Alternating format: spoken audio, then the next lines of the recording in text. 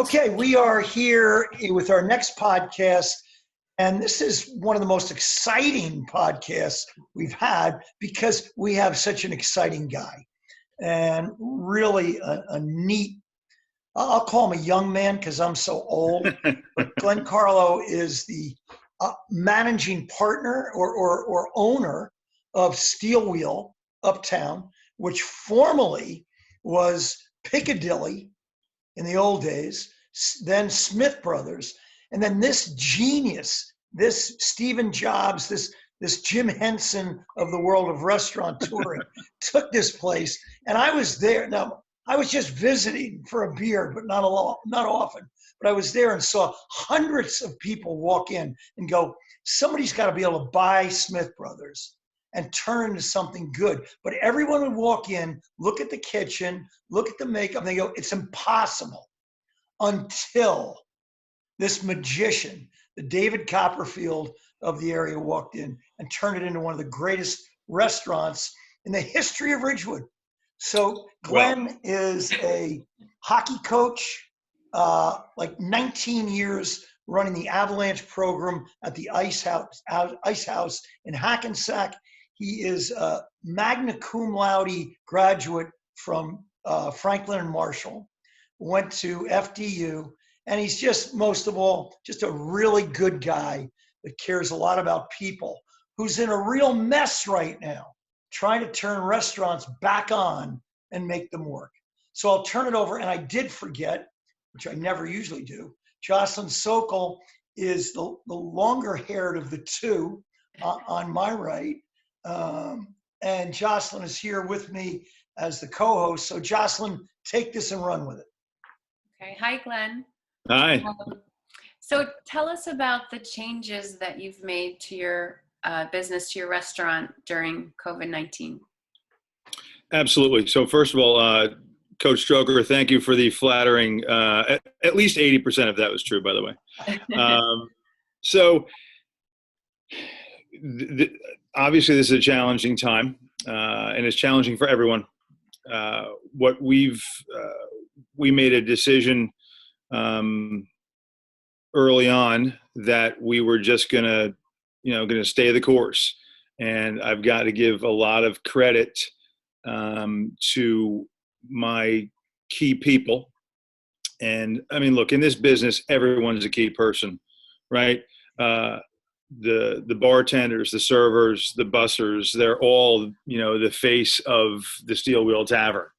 And so there's no such thing as a non-essential employee when it comes to the Steel Wheel. Having said that,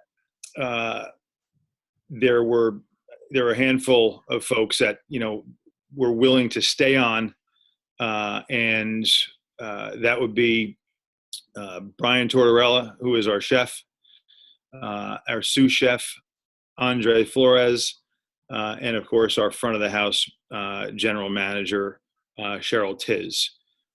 So for a long time, it was just the four of us. We recently, actually, business has picked up, the to-go business. Clearly, it's only a small percentage of what it would have been with a full bar and a full dining room, or the weather hasn't been great, but it's getting time for the patio seating and the alfresco dining. So clearly we're well short of that, but we've added another employee after we felt it was safe to do so, and that's been it's allowed us to keep up with the demand, because sometimes the phone is ringing off the hook, and that's a great thing. So somehow you were able to reconstrue Smith Brothers to Steel Wheel. Again, everyone walked in and it's impossible. Now you've got to go through this reinvention process again. So Correct. When the time comes, when the buzzer goes off and it's allowed to open, what are we going to see? How are you going to pull this off? How am I going to eat with my mask on? Well, I'm going to go back to your initial question, because I think this is important. You asked first about, how did we turn this into steel wheel. And, you mentioned, the relative lack of, square footage in our kitchen and all of that. And again, I got to give credit to Chef Tortorella and his entire crew. They work in tight quarters, but there's a great sense of teamwork and collaboration. And look, there is one advantage to a tight space: economy of motion, right? You don't have to run around a lot to get things done. We do on occasion have to send someone downstairs to restock produce or whatever it is that we need in the kitchen and make sure that everything's as fresh as it can be. But the team gets the job done. Yeah. So I just wanted to acknowledge them for that. Yeah, amazing. Sure, we've had to pivot, right, to address your sort of second and third points.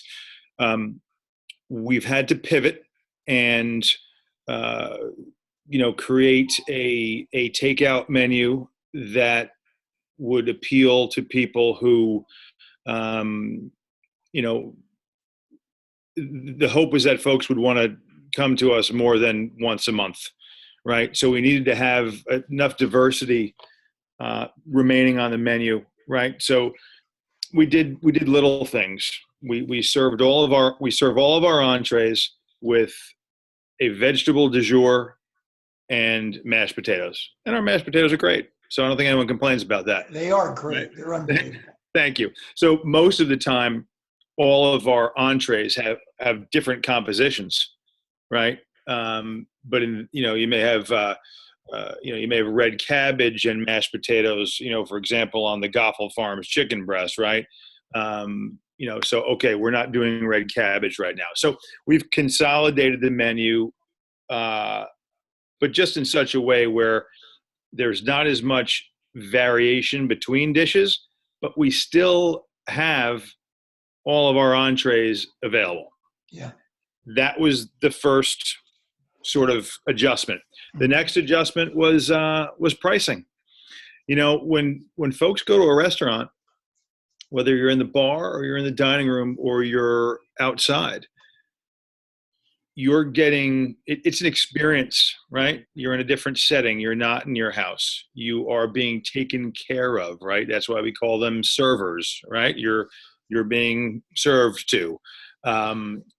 You don't have to get up and go to the kitchen to get anything. You don't have to unwrap anything. You don't even have to take a lid off of a to-go box or take a to-go box out of a to-go bag. It's none of that. You're being taken care of every step of the way. What's that? More water? Sure, we got that, right? So there's an experience that people pay for. And what we had to realize pretty early on in this process, once we pared down the menu, was what made sense from a price point perspective. And we wound up creating some deals, because not only are you not getting the same experience as when you come to the restaurant, when you take the food home, but we're also cognizant that I know our sales may be down and we might want to cry the blues, but there's a lot of people in the community who are, whose incomes are compromised. And, so I think being sensitive to that and creating some competitive price points was the way to go. And shift me into, though, when you open up, how many tables will you be able to fit in there if social distancing is still mandated? How am I going to walk up to a bar? What are you visualizing as a typical restaurant bar in Ridgewood with restaurants open now? What's it going to look like? Well, I guess I'm dating myself, but I guess that's the $64,000 question. I have some theories and I have some ideas. Now, there's not much during COVID-19. There hasn't been much of an advantage to living in the tri-state area, right? Even though we all love it, and I don't know. Sometimes I say, everyone says they're going to leave, and then we all stick around. Anyhow. one of the advantages to the fact that we'll come online after the rest of the country is we'll be able to live and learn by what has worked and not worked across the nation. Yeah, interesting. I'm a follower, of course, of the National Restaurant Association and a member of the New Jersey Restaurant and Hospitality Association. And I can tell you that both of those organizations have been extremely helpful and extremely informative. And I think as long as I stay in touch with them, and I will, and stay in touch with some of our other partners, right, in this, Cisco, Performance Foods, even our liquor suppliers. Everyone's given us different ideas. All of these companies have webinars, right, and they're all backlogged, so I can look up anything I need to. Restaurant Owner Magazine, which actually now is called restaurantowner.com. They do a great job also. I go on their conference calls. I go on their webinars. So there is a steady flow of information if you know where to look. And, obviously someone in the biz is going to have a pretty good idea where to look. So we will get the answers. So here are some of the things that we've been focusing on. We've been focusing on single serve condiments, right? So, for example, we used to bring you a bottle of, squeezed bottle of Heinz ketchup.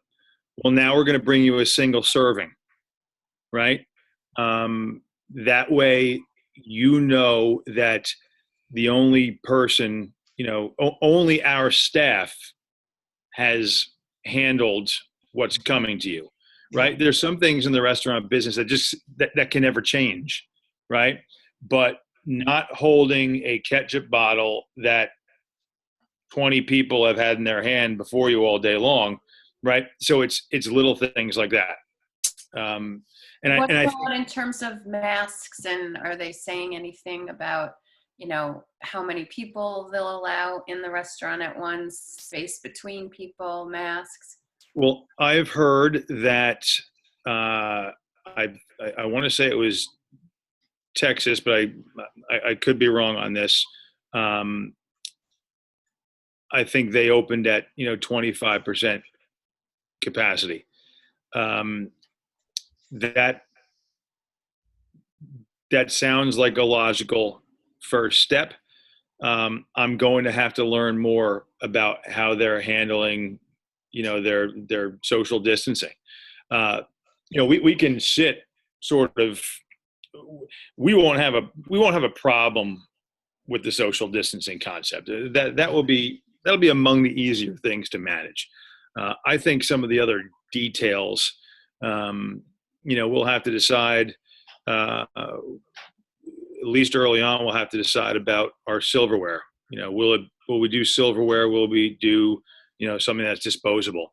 Will our menus be one-time disposable menus, or will it be adequate enough to sanitize the menus every time they're taken away from a table and before they go down to the next table, right? And some of this may be mandated, and some of it we're going to have to think through and figure out what is the best thing for the safety of our customers and our staff. Will you have a glass plate at the bar? I saw that in one of the other places, like you'd see at Whole Foods. So the cashier. Right.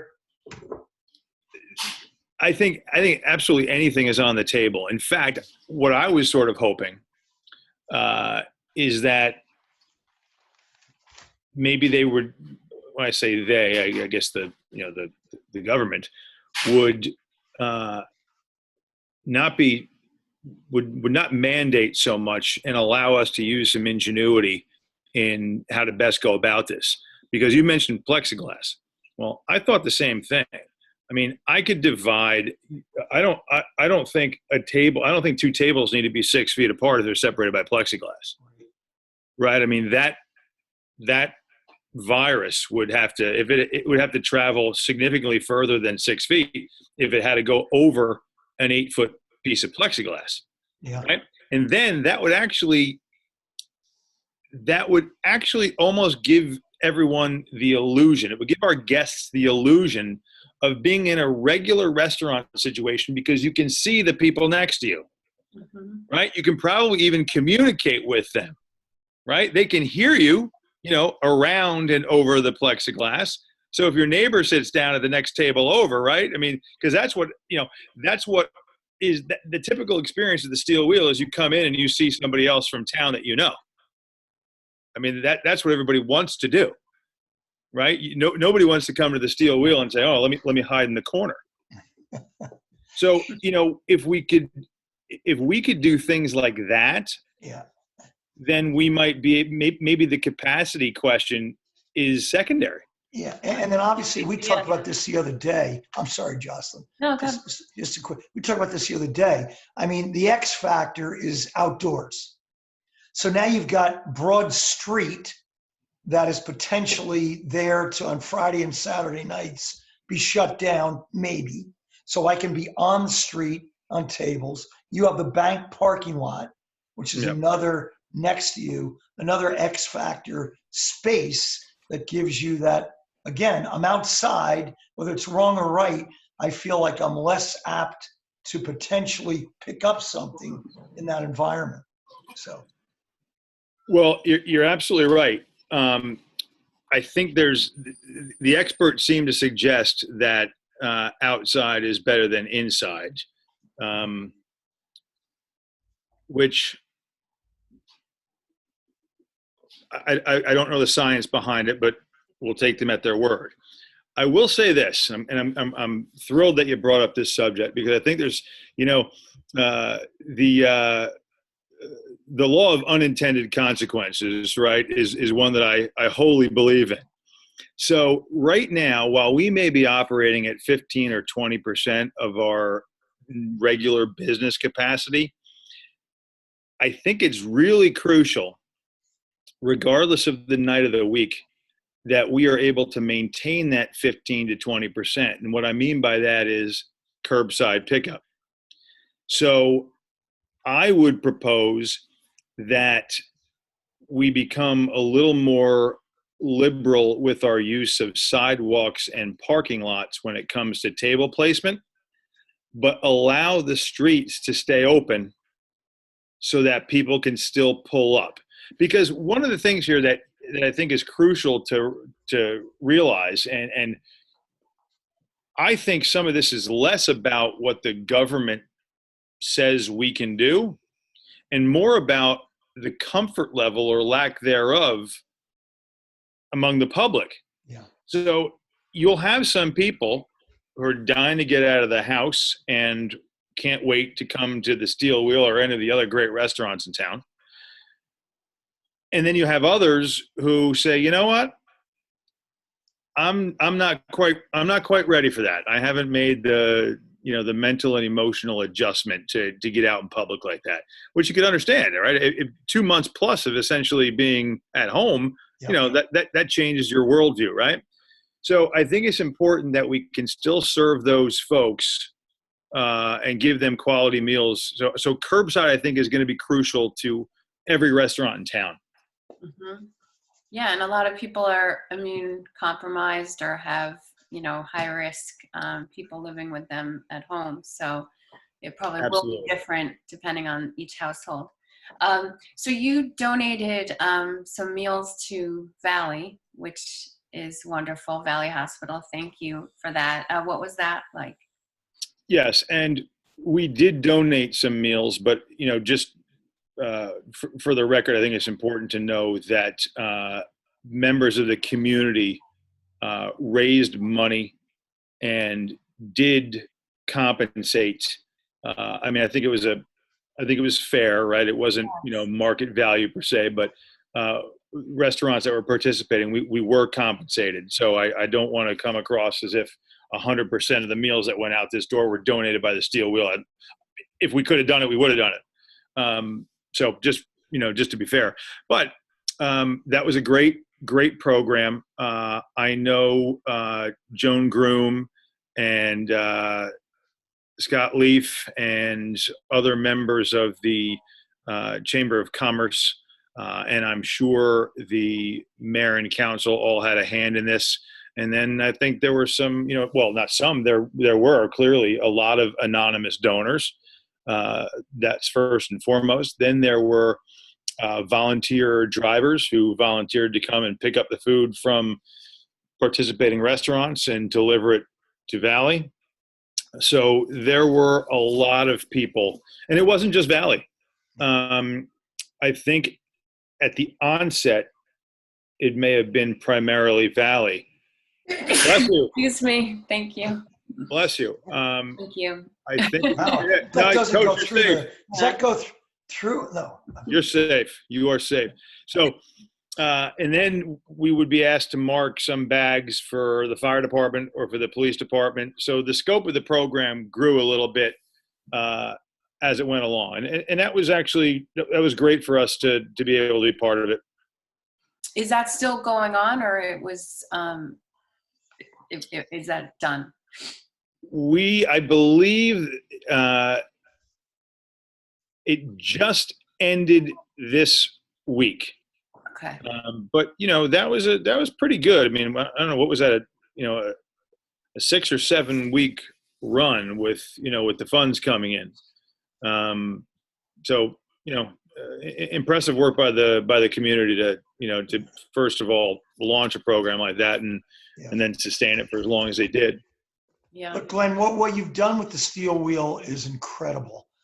A major part of its being so successful is your presence in there and what you offer to customers as simply being one thing, a good guy. And you prove that you're a good guy through your everyday actions. You've helped thousands of kids by way of your vehicle of coaching hockey and soccer in bigger ways other than teaching them the skills. You're a role model. You really care about people. And that's one of the main reasons this restaurant has flourished. We all can't wait for you to open up again. We know these are really tough times, but we happen to know that tough times don't last and tough people do. And I'm not so sure there's too many tougher guys than you. So we thank you for coming on. Jocelyn has already ordered tonight. She's ordered 4 lobster dinners, which I think Sounds good. picked up soon. But thank you, Glenn, for being such a great guy and making Ridgewood a better place just because you decided to impart yourself into this community and really be part of it. So thank you for that. Well, Coach, I appreciate your very kind words. I do take a tremendous amount of pride in coaching soccer and hockey at Ridgewood High School. It's really it's been a wonderful experience. It will continue to be great. So I'm really excited about it. I think it's been a great way to meet people in the community, and obviously, being here at the Wheel has been, the best way for me to meet people in the community. Jocelyn, speaking of meeting people, pleasure to meet you, I guess, virtually. Yeah, you too. And look forward to hopefully seeing you at the Wheel in person. But this was, I thank you for the opportunity. This was really fun. And if you guys need me for anything or you need something from the Steel Wheel, you let me know. You're the best, Glenn. Sounds good. Thanks a million, Thank Glenn. you. Have a Pleasure great is mine, afternoon. guys. Thank you so much. Take care. Yep.